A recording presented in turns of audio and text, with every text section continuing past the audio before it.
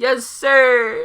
Hola. How's it going, guys? All right. So today we're gonna be doing a breakdown of a beat I did prior, which is like a Travis Scott, like a Rodeo Travis Scott slash Quavo type beat type of thing. Yeah, I did this a while ago, but I'm gonna let you guys hear it, and then we'll go into the breakdown of it. But here it is.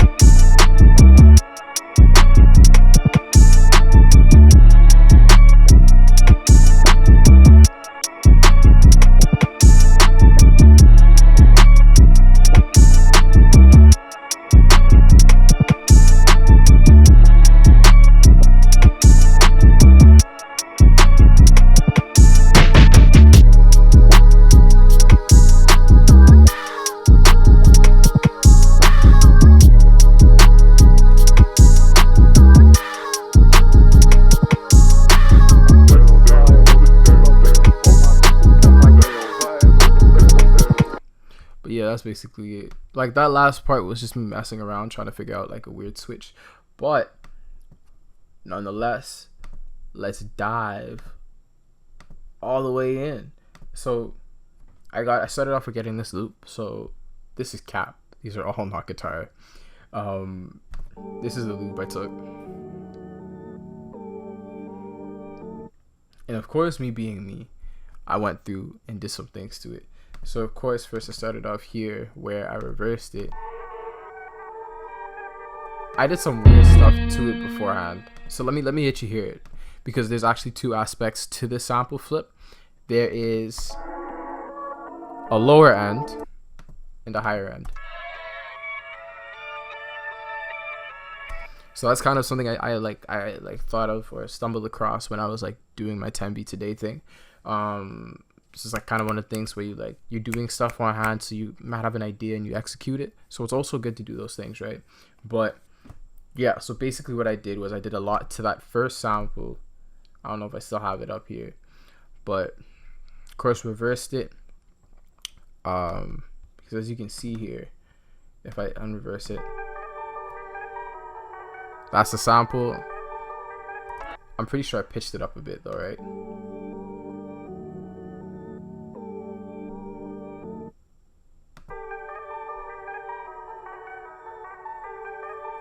Yeah, it has that little voice in there, and then when you reverse it, that's what it comes up to. And then I consolidated it, put it in the first part, and I put it to a send track with Valhalla Supermassive. If you don't know what that is, it's literally the most clutch plugin, period. It's been like transforming my mixes like completely, giving me some like ambient like type of like fields and things like that, right? So I used Ring Around the World, which is, I'm gonna show you right now. Is it? It should be one of the, or not. My bad. It's not one of these for sure. I think it is a reverb. It's not that. So it should be one of these, right? Watch, it's gonna be like the very last thing that I stumbled upon. But as you can see, we're going through it. Ah, yeah. So it is an FX. It's a Quasar. So it basically makes the whole thing pulse. So if I just play this thing right here, right, which would be, it reversed and on track 1. See, when I let go, it like pulses out, and it's like a delay but in a pulsing way and stuff like that, and it's reverbed out as well.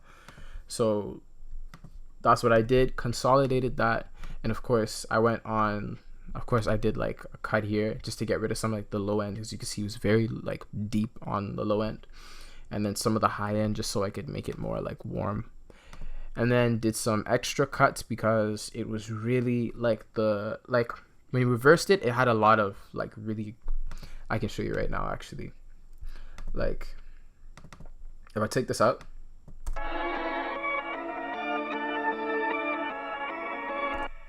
you can hear there's like high peaks in there that you don't necessarily want to kick, especially because I wanted to add another instrument on top of it, which I'll get into which was this. So I didn't want any of like the higher peaks of that sample to like mess with it.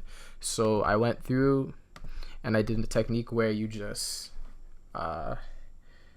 like say I take this, like this belongs to this, of course, right? So this is bandwidth and this is frequency, and I turn the bandwidth all the way down. I bring it up and I like search for like ringing sounds or sounds that pop out that are like really annoying, and when I find that, I just bring it down, and then you're good. But let me just put it back. But that's how I had it before. Simple EQ and then some reverb, consolidated it, or just recorded it, made it an audio so it didn't depend on this. And then I brought it to track 2 where I have the rest of it, and that's that. Like this is on insert 2 and this is on insert 3, I believe. Oh, insert 1, my bad. This is on insert 1. And yeah, that's that basically. All it was a simple reverse, really. Like honestly, it's all about like sample choice and stuff like that. I'm pretty sure with insert 1, I made a mistake there, but I'm pretty sure with insert 1 I went back and then like adjusted it because I didn't need it for that anymore. But it was honestly like just a simple EQ and reverse, and then adding some like reverb on it, because as you can see on the lower end of it, dry, like no wet mix, anything in it. It's just EQ and reversed. But on this part, this is what makes it feel so creepy and stuff like that. And the way I did that, I'd explain that, is basically I duplicated it, right? And then I pitched this baby up. See? So this is pitched all the way up, like a whole octave up. So it sounds like this without it. See? And like I said, even that sounds like it's still like clipping. It still sounds aggressive and things like that when you pitch it up. So that's why I did those cuts. And then, but like this was cool. Like the lower half was cool. It's tame, it's warm, it's chill. But I wanted something like, something to make it sound more ambient. And when you do stuff like that. And this, the key about it is, this pans. So I don't, okay, it probably doesn't pan anymore, but it panned. Like listen. It does a pan thing. And that's what happened when I consolidated it beforehand, where I put Pancake on it. So Pancake is a free plugin that you can use, which is called this. And left, right, you get all these different things.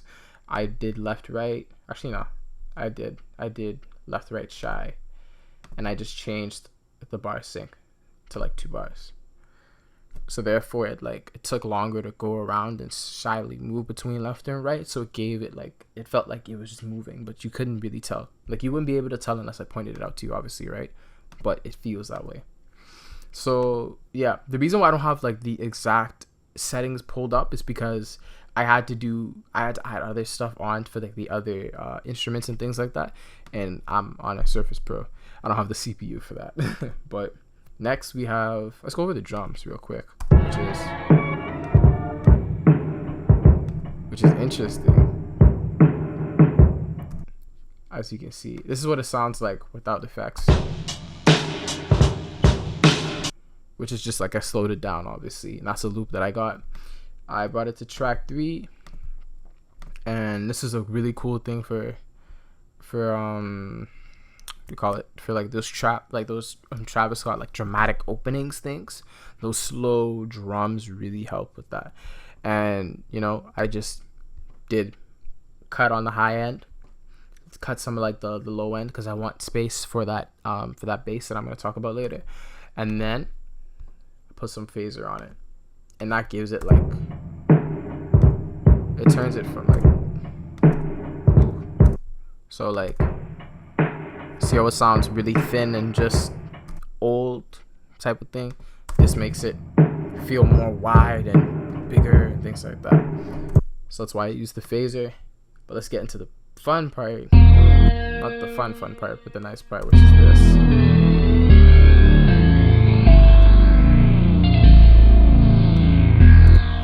3 different patterns. So we got here labs. I talk about labs a lot because it's really clutch.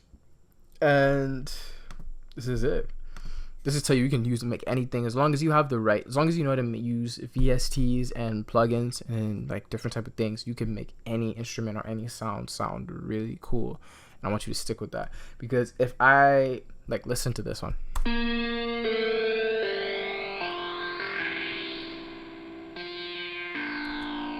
You see how that sounds, right? If I take that off of the channel, it sounds nothing like, you know what I mean? And it's just simple distortion. And it's not even something that's like special. Like all of the effects that I have here are like stuff you can get. So literally on 5, I have, so what I have here is I have 5 and 4, like insert 5 and 4, and these are the 2 guitars that I'm using. So these are the 2 like the 2 guitar melodies you're gonna hear, which is this.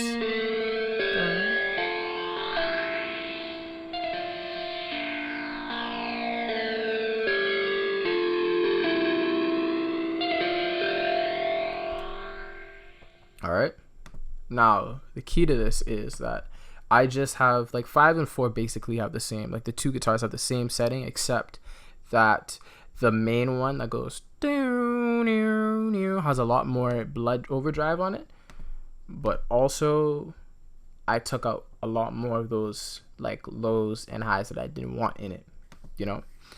And that's just to help differentiate the 2 guitars, because in essence they are the same, they are literally the same preset. I think, like if you open this, Pure Guitar 1, right, and Pure Guitar 1, like I said, they're the same set, they're the same, they're literally the same. So it's the effects that give it that difference that help to tear them apart, because they're also kind of in that same like octave range too, so it's easy to get confused within it. But within the the insert 4, which is the riff one, basically the one that goes like I went on Patcher. Patcher is clutch. If you click presets, this is what comes with Patcher. Patcher is slept on. I'm going to make a video on Patcher because it's slept on. But like I said, mess with the drive, mess with you know, how much bass you want in and out of the treble, and that'll help to craft the type of guitar you want out of it. This is also really cool for vocals. I used this on one of my songs called Limbo that's on my page right now. On the end where like I leave from the chorus and there's like a riff out, like one of the main like vocals that pops up is literally just the Julian British guitar amp, and it comes clutch. Like it's a really good plugin that comes with Patcher. So definitely check that out. I use that, then I use Valhalla Massive again, and I think this is a echo, right? We're gonna see one more time. I can't remember these off the top of my head, but now let's, yeah, see, it's under guitar too, super 8 note. And actually I'm a play it so you know exactly what it does. So one second. So if I take this off, right,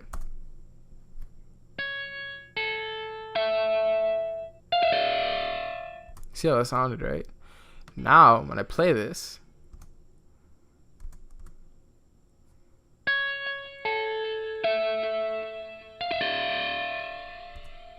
it gives it that, it's just a nice feeling with it. And of course flanger, because it just gives it makes it more strong, in my opinion. Listen to that, and then ooh, we're kind of clipping there, we need to be careful. But yeah, that same thing applied to the other one. I just boosted it a bit more, and then I turned this one down but boosted this one. Yeah, I turned this one down but boosted this simply because like this is attached to this, right? So even if this is at full power, like even if this insert is all the way at 200, it's still gonna play at the same level as this, because it's like, it's, you know, it's sidechained to this. So that's what it basically is. Yeah, so I'm routing it, not sidechaining, but I'm routing it completely to this insert channel.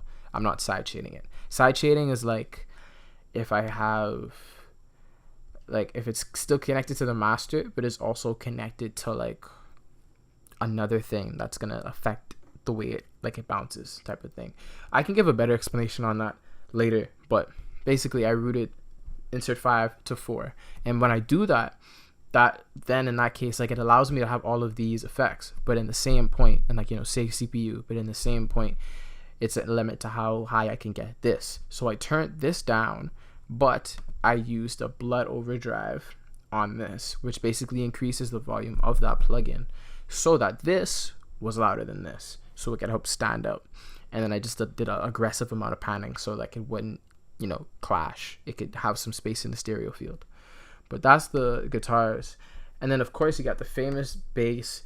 This one, you wouldn't really get, like, you can find this type of bass in like packs and stuff like this. This I got from one of my buddies. Shout out K-Tang.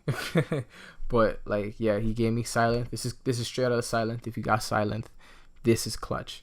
I use this for all of my like crazy basses. Like, this is the one reason I still have Silent. It's just because of this bass. And it's crazy. Let me show you how it sounds without effects. And it sounds cool, right? But it doesn't sound as cool or like serious as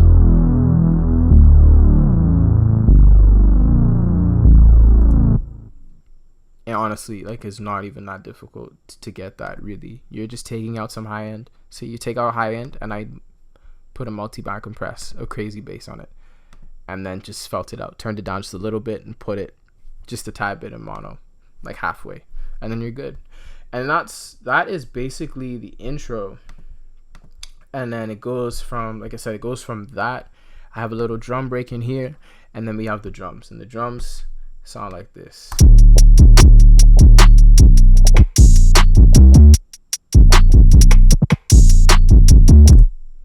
And like I said, nothing too special about that one either, really.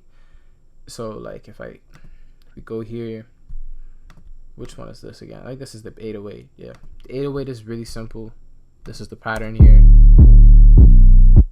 That's not the pattern. Oh wait, that is, my bad. Yeah, see, this is the pattern.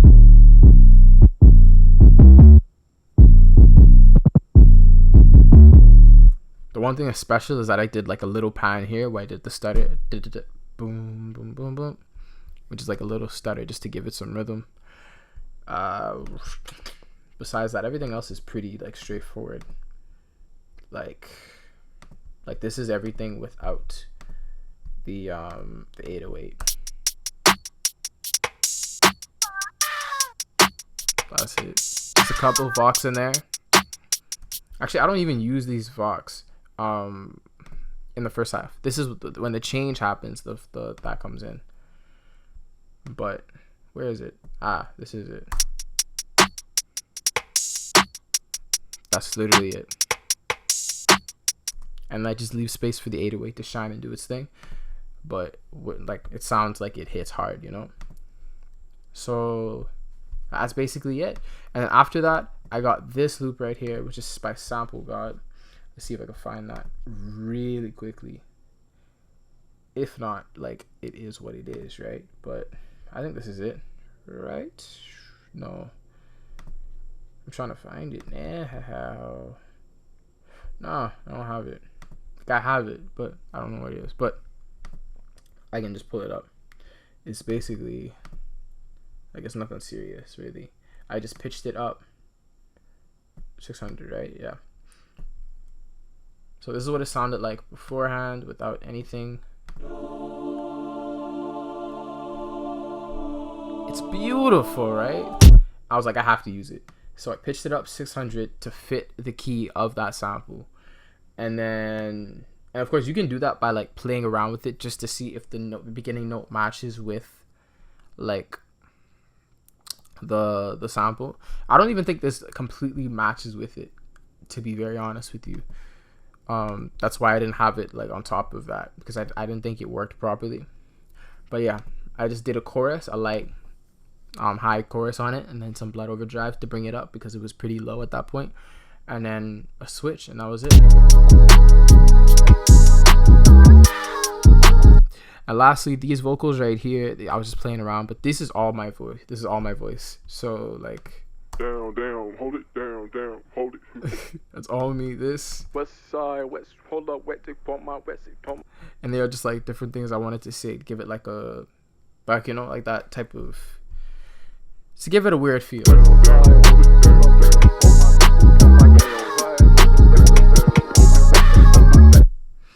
But yeah, that is basically the short breakdown of a Travis Scott Quavo type beat. Let me know how you feel about it. I'm gonna let it play. If you guys can hear it one more time, and then let me know in the comments what you want to know next. Like, share, subscribe on this channel. I'm gonna be doing a lot more of these videos. You know the deal. Stay blessed. Have a good day.